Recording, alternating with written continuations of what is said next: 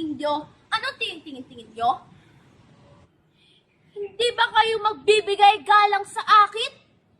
Umalis kayo sa aking paningin. Diyos ko, nakakasira ng araw.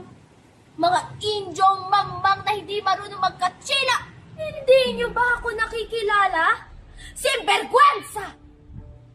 Me llama Doña Victorina de los Reyes de Espadaña. Kung hindi nyo naintindihan, ang pangalan ko ay Doña Victorina de los Reyes de Espadaña. Masdan nyo ang kolorete sa aking mukha, ang kulay at kulot sa aking buhok, at aking mga magagara at mahahabang kasuotan na tila para lamang sa isang mestisa. Kaya kayong mga Indyo kasing itim na mga Aita, dapat ako'y inyong igalang. Ako'y isang mayaman, matalino, makapangyarihan, at isang magandang babae. Dumadaloy sa aking ugat ang dugong katsila at kailanman hindi ako makikipag-ugnayan sa isang Indyo. Sila ay mga pinakamababang uri ng tao. Naalala ko, noong ako'y bata pa, maraming umakyat ng ligaw at namangha sa aking kagandahan. Ngunit, lahat sila ay aking biniko at lahat sila ay aking itinapoy. Ay, bakit naman ako magpapakasal sa kanila? Esther, magpapasal ka sa isang Indio. Hindi ito maaari. Mga pobre, paano nila ako bubuhayin? Kaya horror! Maliit pa lang ako, alam ko magpapakasal ako sa isang Espanyol. At eto, ang aking pinapangarap, si Don Tiburcio de Espadaña.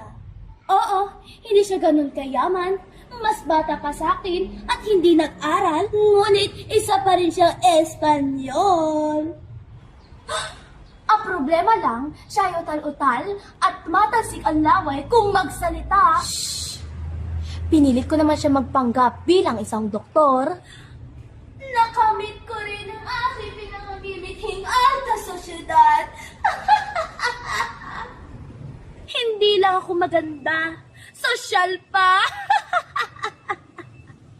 At alam niyo ba, isang araw, napadaan kami sa bahay ng isang alperes. At nagkataon, naroon si Doña Consolacion. Abay, bigla ba namang sumimangot sa akin at tumura sa harapan ko? Ke barbaridad!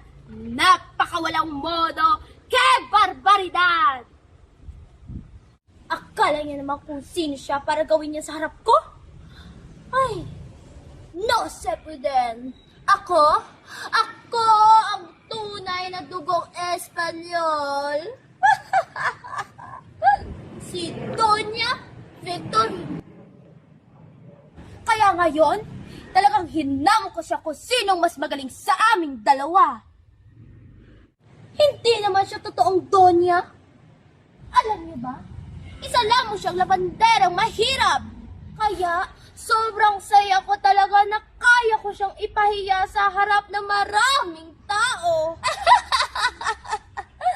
Sayang nga, may mga masasabi pa sana ako sa kanya kundi lang ako pinigilan ng aking asawa ng kura. Kaya kayo, kanino kayo kakampi? Sa akin o kay Consolacion? Ano? Sa kanya kayo? Abay sige, mga estupido! Magsama na kayong mga peke at pangit sa impyerno. Kami lang ang mga mistisang sosyal na may karapatan sa langit. O siya, sige, dyan na muna kayo. Pupunta pa ako sa biging ni Kapitan Tiago para kay Ibarra.